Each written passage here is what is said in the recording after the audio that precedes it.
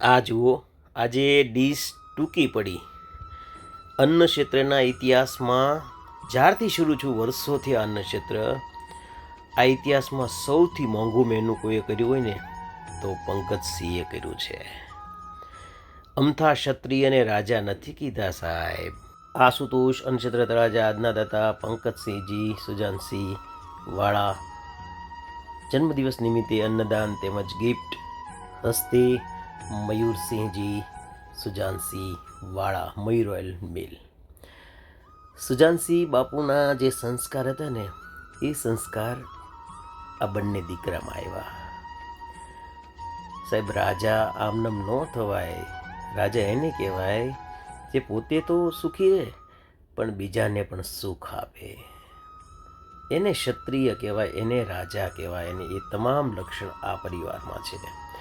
મારી કથા ધામધૂમથી, અને પહેલી કથા ખૂબ સુંદર રીતે, પહેલી હરિદ્વાર થઈ અને બીજી અહીંયા, એટલે કે એ તો તીર્થમાં હતી પણ પહેલી કથા એટલા ધામધૂમથી કરી.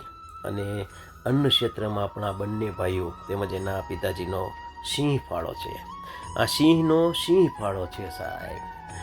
અને એ સમજે છે ભગવાને મને જાજુ આપ્યું છે તો હું જાજુ આપું. આજે થાળી ટૂંકી પડી, એટલું બધું મેનુ, પછી થાળી, વાટકો, ચમચી, ગ્લાસ, ટૂંકમાં ગિફ્ટે કેટલી બધી.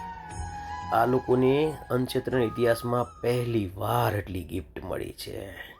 બાકી જાજુ આપ્યું હોય ને તો પાર્ટીમાં તો 50,000-50,000ની પાર્ટી આપશે બધાને, એ બધાની મોત છે.